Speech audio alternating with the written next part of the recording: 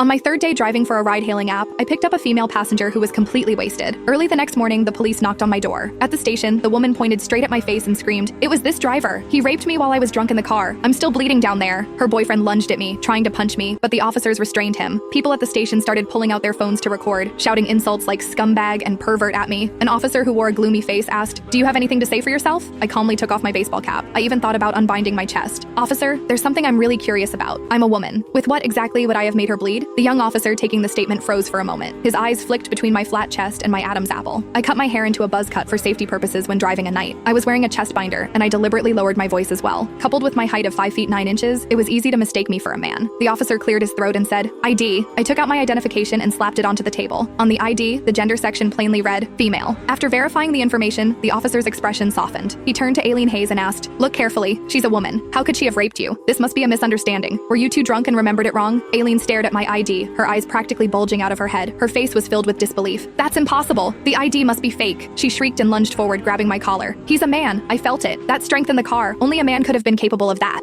"Officer, don't let him fool you. He must have had surgery or he's some kind of perverted crossdresser." I slapped her hand away and said coldly, "Lady, want me to drop my pants right now so you can check for yourself?" Aileen kept trying to make a scene until an officer shouted at her, "This is a police station. Keep it up and you'll be detained. Our system confirms the driver is female, biologically female, with no record of gender reassignment." That settled it. Nelson Mullins's face turned red as doubt was written all over his face when he looked at Aileen, his girlfriend. "Aileen, didn't you say he was the one who made you bleed? If she's a woman, then why were you bleeding down there?" Aileen panicked. She suddenly clutched her stomach, squatted on the floor, and burst into tears. "I don't know. I fell asleep in her car, and when I woke up, it was already like that. Nelson, are you even a man? I'm already in this state, and you're still doubting me?" Some of the onlookers who had started to leave immediately gathered again. Someone whispered, "Maybe this driver got a fake ID just to harass female passengers." Yeah, there are plenty of sick people these days. At this moment, the officers were clearly fed up with Aileen's nonsense. "That's enough. You should provide evidence before making such claims." "Was there an audio or video recording in the car?" an officer asked. I nodded. "Yes, but the memory card was full last night. I don't know if it overwrote anything. I'll have to check once I get home." "Then leave the equipment here. Both parties can go home. Wait to be contacted." I signed the paperwork, put my cap back on, and prepared to leave. Just as I stepped out of the station, Aileen rushed after me. She grabbed my sleeve, her eyes full of venom. "Don't think you can just walk away. You caused a fight between Nelson and me. This isn't over." I shook Aileen off. "You're insane. Get your head checked." I thought it was just a farce. Once I pulled the dash cam footage, everything would be cleared up. However, I underestimated just how vicious this woman was. Back at my rental room, I was about to export the video when my phone suddenly started vibrating nonstop. Notifications came flooding in. There were hundreds of text messages, and even my social media account was popping up with endless friend requests. My hands trembled as I played the video that was constantly being sent to me. On screen, Aileen was sobbing hysterically. Her voice was hoarse with emotion as she accused me of rape.